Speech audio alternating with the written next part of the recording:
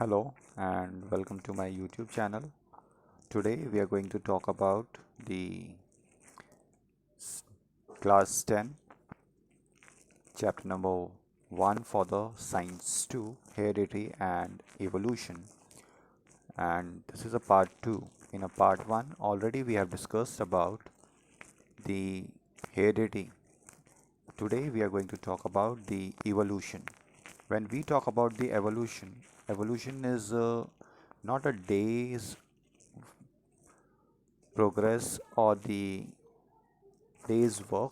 It takes a long hours or the long duration, which brings the change in a living organism completely or in a certain manners or in one of the characteristic.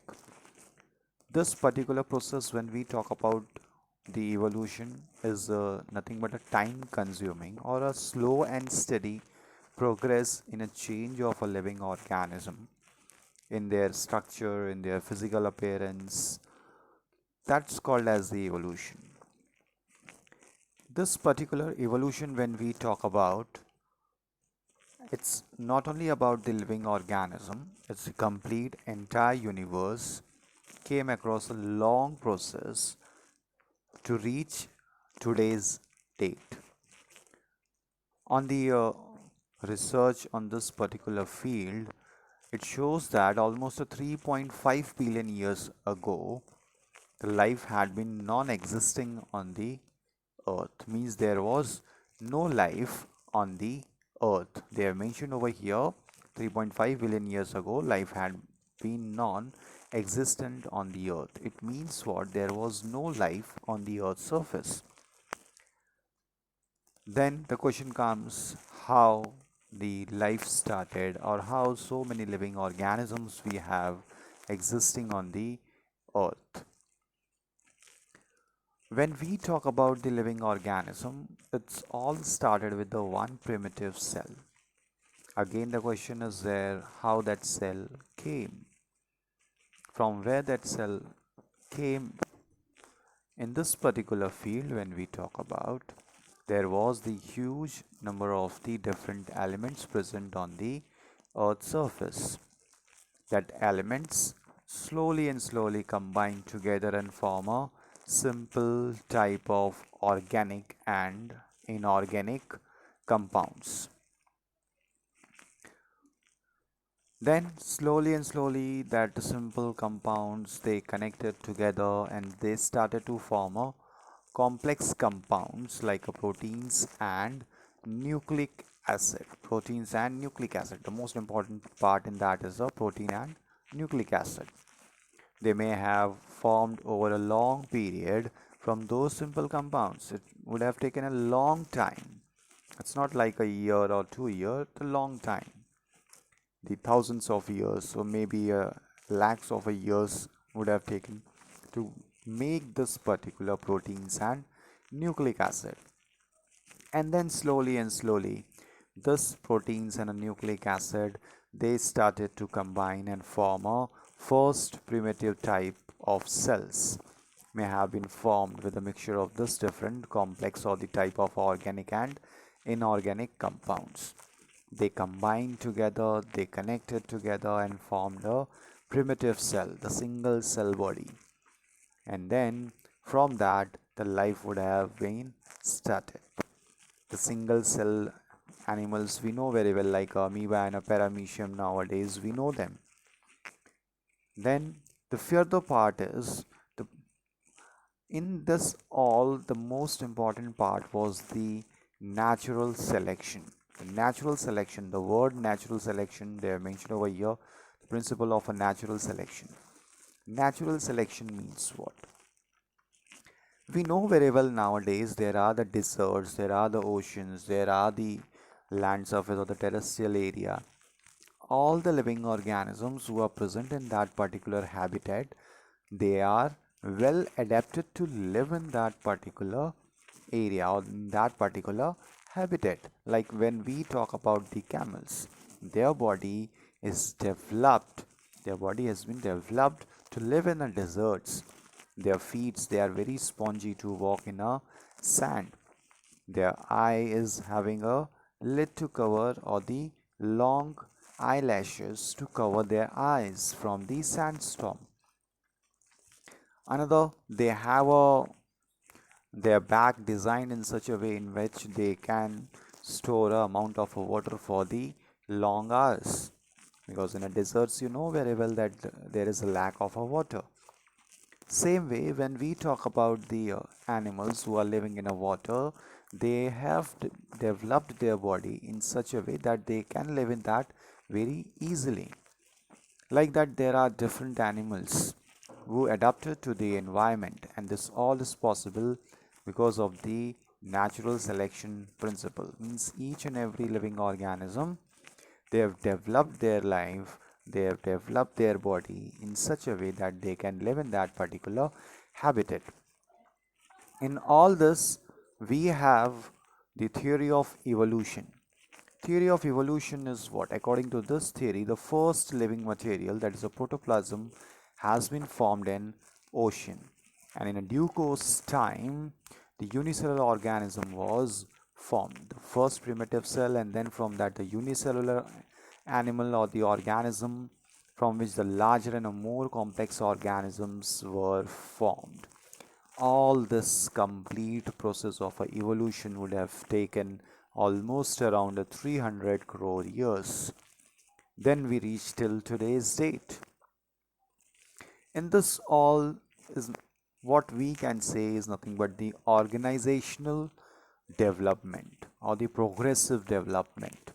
This all is possible in a plants and animals by the progressive development. Slowly and slowly. It's not like a sudden, as already at the beginning we have discussed.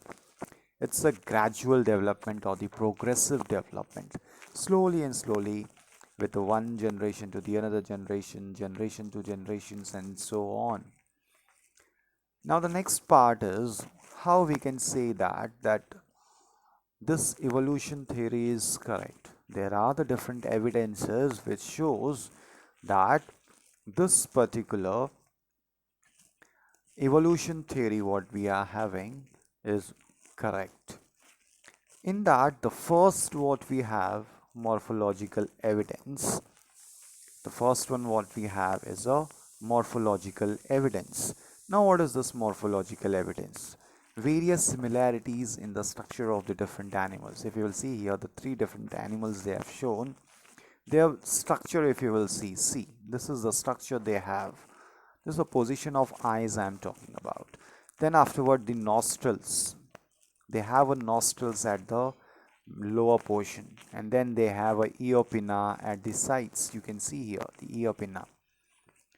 Means their physical appearance what we have is almost similar, or they look like a same.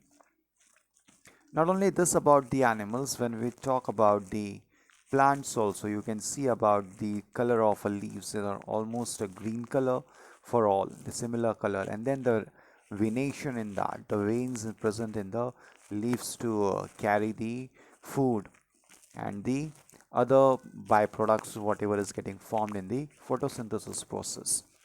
For that, the venation is needed, and that venations are same in a different kind of the plants. Further part, the another evidence what we have, that is the anatomical evidence. In the anatomical evidence, here they have taken the four examples of a human hand, cat's foreleg, then the patagiums of a bat, and the flipper of a whale. If you will see in that, all contains the phalanges. Phalanges means that small bones what we have.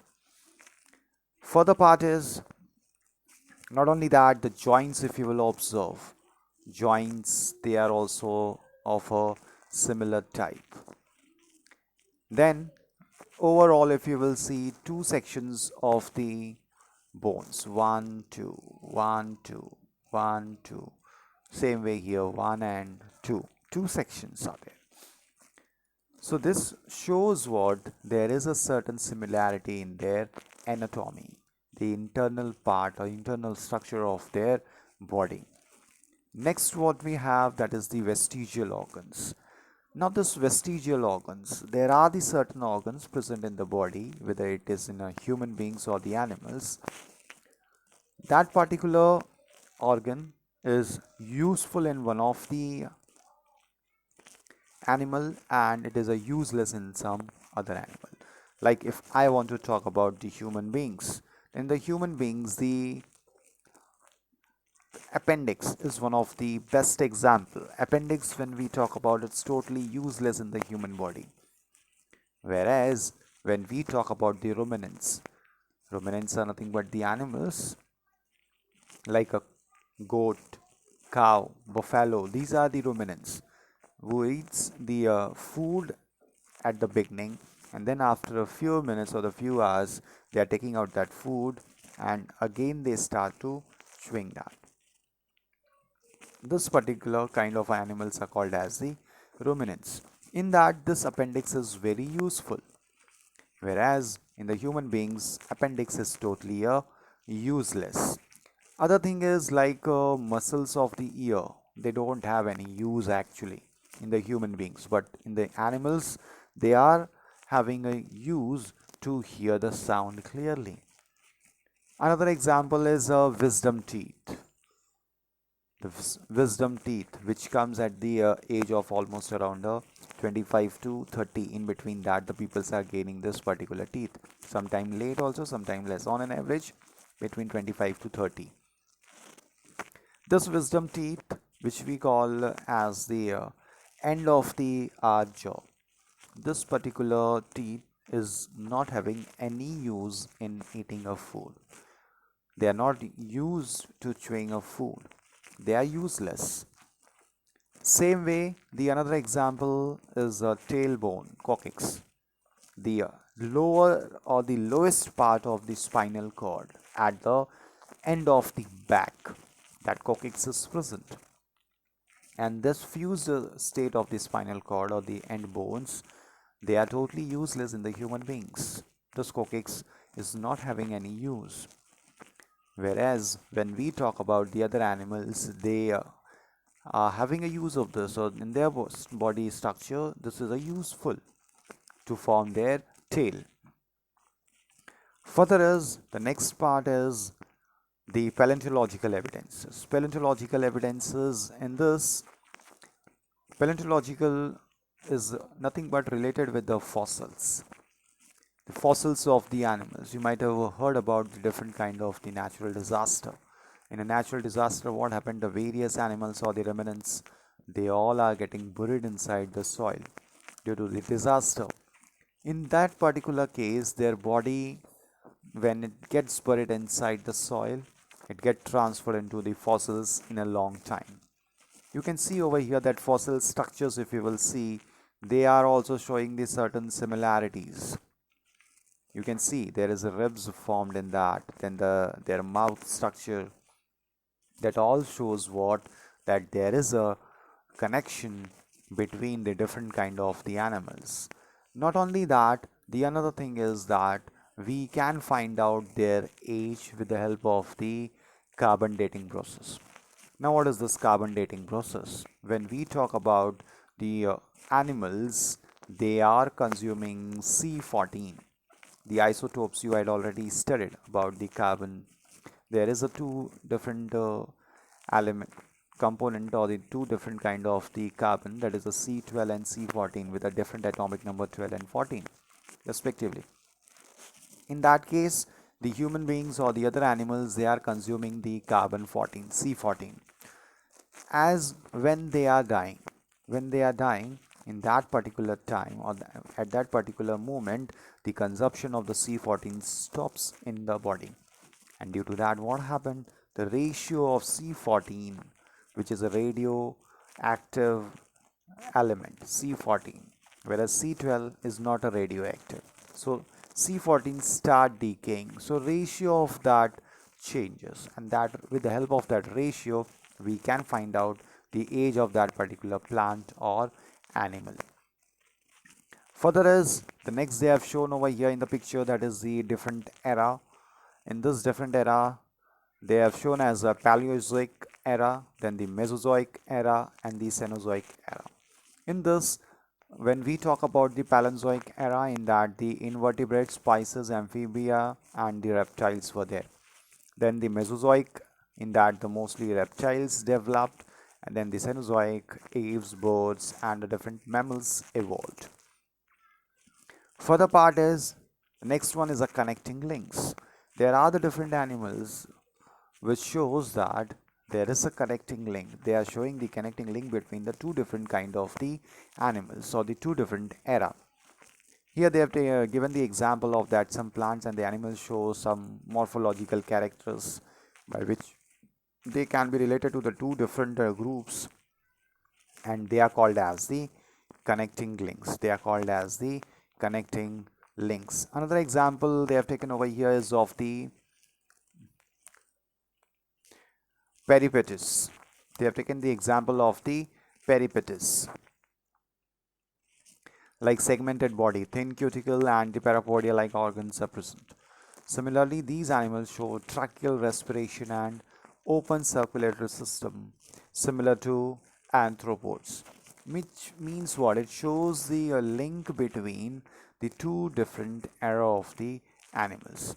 This indicates that the peripatus is a connecting link between the annelida and the arthropoda. Further is the next what they have taken over here consideration is of the embryological evidences.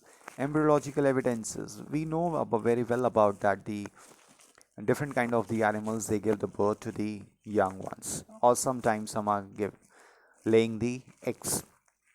In that particular case here they have discussed about the different kind of the animals, like they have taken as a fish, salamander, tortoise, chicken, pig, cow, rabbit, and man. If you will see the phase 1 of all the animals, this all are almost same. This all are the almost same. Their structure, if you will see, the beginning of the embryo in a different animals are almost same. Second phase, the initial one, when we will see they have a little difference, rest all are almost similar. But when it comes to the next third level, then it brings the major changes in the different animals. But the important part is the first phase. Important part is the first phase of the embryo, in which all the animals are having almost a similar structure. This is about the evolution. In the next lecture, we will talk about the Darwin's theory of natural selection.